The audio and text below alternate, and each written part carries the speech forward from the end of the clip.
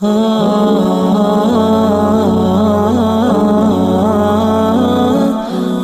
عليكم ورحمة الله وبركاته.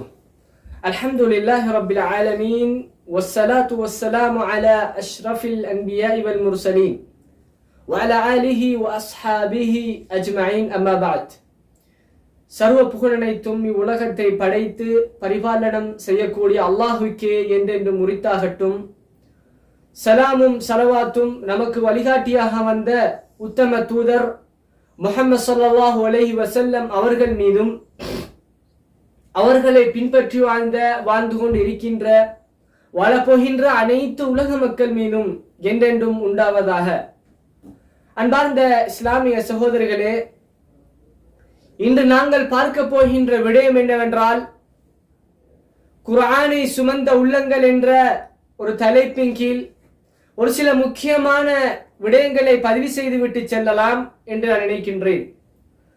அன்பார்ந்த இஸ்லாமிய சகோதரர்களே, நாங்கள் இந்த இடத்திலே புரிந்து கொள்ள வேண்டிய ஒரு முக்கியமான விடயம் என்னவென்றால், ஒரு மனிதனிடத்திலே இந்த குர்ஆன் என்ற இந்த பொக்கிஷமான அல்லாஹுடைய இந்த புத்தகம் யாருடைய மனதிலே குடியேறுமாக இருந்தால், யாருடைய உள்ளத்திலே இந்த குர்ஆன் குடியேறுமாக இருந்தால், அந்த உள்ளம் தூய்மையான உள்ளமாகவும் எந்த ஒரு பிரச்சனையும் தாங்கக்கூடிய ஒரு உள்ளமாகவும் பொறுமையை கடைபிடிக்கக்கூடிய உள்ளமாகவும் அந்த உள்ளம் மாறும் சகோதரர்களே.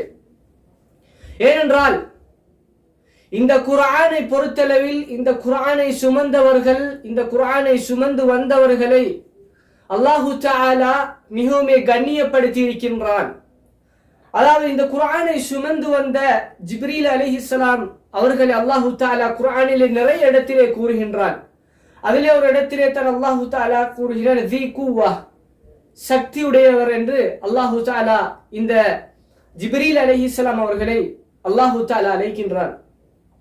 அன்பார்ந்த இஸ்லாமிய உறவுகளே, இந்த குர்ஆன் என்பது ஒரு முக்கியமான ஒரு விடயமாக நமது வாழ்க்கையிலே இருக்கின்றது சகோதரர்களே. இன்று நம்மை விட்டு இந்த ரமலானுடைய மாதம் கடந்து ஒரு சில நாட்களாக இருக்கின்றது சகோதரர்களே. ஆனால் எங்களுடைய பெரும்பாலானோர் இந்த குர்ஆனுக்கு கண்ணியம் கொடுப்பதும், இந்த குர்ஆனை தொடர்ந்து ஓதுவதும், இந்த குர்ஆனை இந்த ஒரு மாதத்துக்குள் நான் ஓதி முடிக்க வேண்டும் என்ற முடிவுகளை எடுப்பதும் இந்த ரமலானுடைய மாதத்திலே அதில் சந்தோஷமான ஒரு விடயமாக இருக்கின்றது. ஆனால் அன்பார்ந்த இஸ்லாமிய சகோதரர்களே, இந்த குர்ஆனுடைய வசனங்கள் ரமலானுடைய மாதத்தில் மாத்திரமா ஓதப்பட வேண்டும் என்றால், ரமலானுடைய மாதத்தில் மட்டுமா இந்த குர்ஆனுடைய வசனங்கள் முழுமையாக ஓதி முடிக்க வேண்டும், அதனுடைய விளக்க உரைகளை பார்க்க வேண்டும், தேட வேண்டும், குர்ஆனிய அமர்வுகளிலே அமர்ந்து கொண்டு படிக்க வேண்டும், கலந்து கொள்ள வேண்டும் என்றால் இல்லை சகோதரர்களே. இந்த உலகம் அழியும் வரை இந்த குர்ஆனை அல்லாஹு தஆலா கண்ணியப்படுத்தி இருக்கின்றான். நாமே இறக்கினோம், நாமே பாதுகாப்போம் என்று அல்லாஹு தஆலா குர்ஆனிலே கூறுகின்றான்.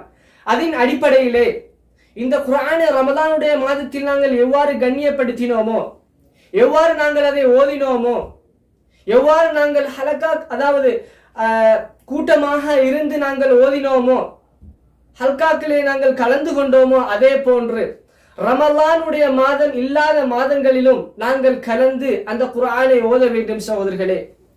இன்றில் பல வீடுகளில் ரமலானுடைய மாதம் வந்துவிட்டால் தான் அந்த குர்ஆனை தேடுவது. குர்ஆன் எங்கேயோ ஒரு மூலையிலே இருக்கும் சகோதரர்களே. படிக்கக்கூடிய பாடக புத்தகங்கள் முன்னிலே இருக்கும். ஆனால் குர்ஆன் ஒரு ஓரமாக, ஒரு அனாதையை நாங்கள் எவ்வாறு விட்டு விடுகின்றோமோ அதே போல இருக்கும் சகோதரர்களே. அல்லாஹ்வுடைய வசனங்கள் சகோதரர்களே, இந்த குர்ஆனை ஒரு மனிதன் சுமக்குமாக இருந்தால், இந்த குர்ஆனை ஒரு மனிதன் பின்பற்றுவனாக இருந்தால், இந்த உம்மத்திலே ஒரு முக்கியமான ஒரு நல்ல ஒரு பிரஜையான ஒரு மனிதனாக மாறுவான் சகோதரர்களே. அதில் எந்த ஒரு சந்தேகமும் இல்லை. இந்த குர்ஆன் நாளை மறுமையிலே உங்களுக்கு பரிந்துரை செய்யும் சகோதரர்களே. நாளை கபரிலே உங்களை தனிமையிலே அடக்கிய பின்பு உங்களுடைய பக்கத்திலே வந்து நிற்கக்கூடிய ஒரு நண்பனாக இருந்தால் அது இந்த அல் குர்ஆனாகத்தான் இருக்கின்றது சகோதரர்களே. அதாவது முஸ்லிம் ரவாஹுல் முஸ்லிம் இமாம் அறிவிக்கக்கூடிய ஒரு ஹதீஸை இந்த இடத்திலே நான் கூறுகின்றேன். أبي أمامة الباهلي رضي الله عنه قال سمعت رسول الله صلى الله عليه وسلم يقول இக்ராஉல் குர்ஆன ஃபஇன்னஹு யஅதி யௌமல் கியாமஹ் ஷஃபீஅன் லிஅஸ்ஹாபிஹி.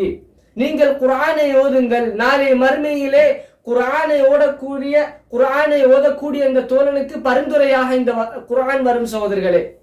நாளை மறுமையிலே நிழலில்லாத அந்த நாளிலே, மறுமை நாளிலே பல நபிமார்களிடம் பல மக்கள் ஓடி சென்று அவர்களுடைய ஷஃபாஅத்தை பரிந்துரையை வேண்டுவார்கள்.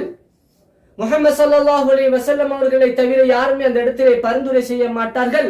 அத்துடன் உங்களிடம் இருந்த குர்ஆன், நீங்கள் ஓதின குர்ஆன், நீங்கள் சுமந்த குர்ஆன் உங்களுக்காக வேண்டி அல்லாஹ்விடம் பரிந்துரை செய்யும் சகோதரர்களே. நாளை மறுமையிலே இந்த வாய் மூடப்படும், கை பேசும், கால் பேசும், இது போன்ற உறுப்புகள் பேசும் போது போன்று அல் குர்ஆனும் மறுமை நாளிலே உங்களுக்காக வேண்டி பேசும் சகோதரர்களே. அவ்வளவு கண்ணியமிக்க இந்த குர்ஆனை நாங்கள் கண்ணியப்படுத்துவோம், ஓதுவோம், நம்முடைய வாழ்க்கையிலே நடைமுறைப்படுத்துவோம். ரமதானுடைய மாதத்திலே நாங்கள் போட்டி போட்டு ஓதினோம் சகோதரர்களே, குர்ஆனை முடிக்க வேண்டும், போட்டி போட்டு ஓதினோம். இதே போன்று நாங்களும் இந்த ரமதானுடைய மாதங்கள் இல்லாத மாதங்களிலும் குர்ஆனை ஓதுவோம். குர்ஆனுடைய வசனங்களை ஓதுவதோடு மட்டும் நிறுத்திவிடாமல் அந்த குர்ஆனிய வசனங்கள் எதை கூறுகின்றது, அதனுடைய அர்த்தங்கள் என்ன, எதை பேசுகின்றது என்று சற்று நாங்கள் தர்ஜுமா, அரபு மொழி தெரியாவிட்டாலும் தர்ஜுமாக்களை, சஹீஹான உண்மையான தர்ஜுமாக்களை வாசித்து அதனுடைய விளக்கங்களையும் அதனுடைய பொருட்களையும் நாங்கள் தேடுவோம் சகோதரர்களே. வெறுமனே குர்ஆனை ஓதி மட்டும் போதாது சகோதரர்களே. அந்த குர்ஆன் நம்மிடம் தாக்கம் செலுத்த வேண்டும் என்றால், ஒரு குர்ஆனை சுமந்த ஒரு உள்ளமாக எங்களுடைய உள்ளம் மாற வேண்டும் என்றால் குர்ஆனை ஓதினால் உங்களுக்கு நன்மை கிடைக்கும், அதில் எந்த ஒரு சந்தேகமும் இல்லை. அதாவது வலாக்கின் அலிஃபுன் ஹர்ஃபுன் வலாமுன் ஹர்ஃபுன் மீமுன் ஹர்ஃபுன், ஒவ்வொரு ஹர்ஃபுக்கும் நன்மை இருக்கிறது சகோதரர்களே. மீம் ஒரு ஹர்ஃபாகவும் லாம் ஒரு ஹர்ஃபாகவும் இல்லை, ஒவ்வொரு ஹர்ஃபுக்கும் உங்களுக்கு நன்மை இருக்கிறது, அதில் எந்த ஒரு சந்தேகம் இல்லை. நீங்கள் பொருள் விளங்கி ஓதினாலும் சரி, விளங்கி ஓதாவிட்டாலும் சரி, உங்களுக்கு அதனுடைய நன்மை கிடைக்கும். ஆனால் நீங்கள் குர்ஆனுடைய வசனங்களை, பொருளை விளங்கி அதை எதை பற்றி பேசுகின்றது என்று நீங்கள் விளங்கி ஓதினால் உங்களுடைய உள்ளங்கள் மாறும் சகோதரர்களே. குர்ஆனை சுமந்த உள்ளமாக உங்களுடைய உள்ளம் மாறுவதில் எந்த ஒரு சந்தேகமும் இல்லை. குர்ஆன் ஷஃபீஅன், அதாவது உங்களுக்காக வேண்டி பரிந்துரை செய்யும் சகோதரர்களே. குர்ஆனை ஓதுங்கள், உங்களுடைய உள்ளத்திலே இருக்கக்கூடிய அனைத்து வகையான நோய்களும் உங்களை விட்டு விரண்டோடிவிடும் சகோதரர்களே. உங்களுடைய உள்ளத்திலே கவலை இருக்கின்றதா? நீங்கள் சோகமான இடங்களுக்கு பயணம் செய்கின்றீர்கள், மலைக்கு மேல் ஏறி நீங்கள் அப்படியே அந்த வியூவை பார்க்கின்றீர்கள், கவலை செல்லாத சகோதரர்களே. ஒரு காலமும் அந்த பயணம் முடிந்துவிட்டு அந்த கவலை மீண்டும் உங்களை தொடர்ந்து வரும். ஆனால் அந்த நீங்கள் பயணம் போவது தவறில்லை சகோதரர்களே, போங்கள், உலகத்தை சுற்றி பாருங்கள். அல்லாஹ் தஆலா கூறுகின்றான், உலகத்தை சுற்றி பாருங்கள். ஆனால் இந்த குர்ஆனை ஓதினால் உங்கள் உள்ளத்திலே இருக்கக்கூடிய மனக்கவலைகள் உங்களை விட்டு செல்லும் சகோதரர்களே. உங்களிடத்திலே வீட்டில் பிரச்சனையா? சூரா பக்ராவை ஓதுங்கள் சகோதரர்களே. வீட்டிலே இருக்கக்கூடிய அந்த சைத்தான் விரண்டு ஓடுவான் சகோதரர்களே. ஏன் நாங்கள் பயணம் மேற்கொள்ள வேண்டும், கவலை வந்து விட்டால்? ஏன் நாங்கள் மோட்டிவேஷன் செய்யக்கூடிய சேர்மாரிடம் நாங்கள் இப்படி கவலை இருக்கிறது, இந்த கவலை இருக்கிறேன், நாங்கள் போய் அவரிடம் முரண்பாடு செய்ய வேண்டும்? குர்ஆனை விட மோட்டிவேஷன் இந்த உலகத்திலே எது இருக்கின்றது சகோதரர்களே? குர்ஆனை பிரட்டி ஓதுங்கள் சகோதரர்களே, அது ஒரு மோட்டிவேஷனாக உங்களுக்கு அமையும். உங்கள் உடல் பிரச்சனையா, குடும்ப பிரச்சனையா, அதாவது எந்த ஒரு பிரச்சனையாக இருந்தாலும் சரி, கல்வியிலே பிரச்சனையா, வியாபாரத்தில் பிரச்சனையா, குர்ஆனை பிரட்டுங்கள் சகோதரர்களே. எல்லா பிரச்சனைக்கும் இந்த குர்ஆனிடத்திலே தீர்வு இருக்கின்றது சகோதரர்களே. குர்ஆனை படிப்போம், நாளை மறுமையிலே எங்களுக்கு ஒரு பரிந்துரையாக வரும் சகோதரர்களே. மீண்டும் மீண்டும் இந்த பரிந்துரையை நான் இந்த இடத்திலே கூறுகிறேன் என்றால், நாளை மறுமையிலே எம்மை பெற்ற தங்களுடைய தாய் கூட எங்களை பார்க்க மாட்டார்கள். உம்மிஹி வ அபி வ ஸாஹிபதிஹி வ பனி. அல்லாஹ் தஆலா குர்ஆனிலே கூறுகின்றார், உங்களை பெற்ற உங்களுடைய தாய்மார்கள் விரண்டு ஓடுவார்கள். அல்லாஹ் தஆலா மறுமை நாளை பற்றி கூறும்போது தங்களுடைய வயிற்றிலே இருக்கக்கூடிய அந்த சுமந்திருந்த பெண்ணை, அதாவது அந்த கருவிலே இருக்கக்கூடிய அந்த பிள்ளையை பெற்றெடுப்பால் தாய்க்கு விளங்காத சகோதரர்களே. அது தானாக அப்படியே வந்து கீழே விழுந்து விடும் அந்த மர்மையுடைய நாளிலே சகோதரர். அந்த அளவுக்கு பயங்கரமான அந்த நாள் சகோதரர்களே. பிரசவ வலி என்பது இந்த உலகத்தில் இருக்கக்கூடிய அனைத்து தாய்மார்களுக்கும் இருக்கும், அதை உணர்வார்கள் சகோதரர்களே. ஒரு பிள்ளையை பெற்ற தாய்க்கு தெரியும் எவ்வாறு அந்த பிரசவ வலி இருக்கிறது என்று. அது நோமலாக இருந்தாலும் சரி, அது வெட்டுக்குத்திலே எடுத்த ஒரு பிள்ளையாக இருந்தாலும் சரி சகோதரர்களே, சீசன் என்று கூறுவோம். ஆனால் மறுமை நாள் வந்துவிட்டால் அந்த பிள்ளையை அவள் பெற்றெடுப்பால் அவளுக்கு தெரியாத சகோதரர்களே, அந்த அளவுக்கு கடினமான அந்த நாளாக இருக்கும்.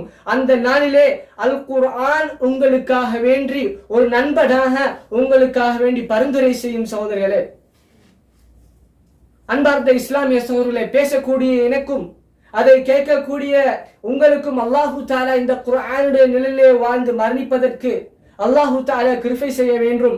நாளை மறுமையிலே ஜன்னத்துல் ஃபிர்தௌஸ், ஜன்னத்துல் அதன் போன்ற சுவர்க்கங்களில் நுழைந்து நபி ஸல்லல்லாஹு அலைஹி வஸல்லம் அவருடைய பொன்முகமான அந்த முகத்தை பார்த்து அவர்களுடன் குலைந்து குலைந்து பேசக்கூடிய பாக்கியங்களை நமக்கு கிடைப்பதற்கு அல்லாஹு தஆலா எனக்கும் உங்களுக்கும் தருவானாக.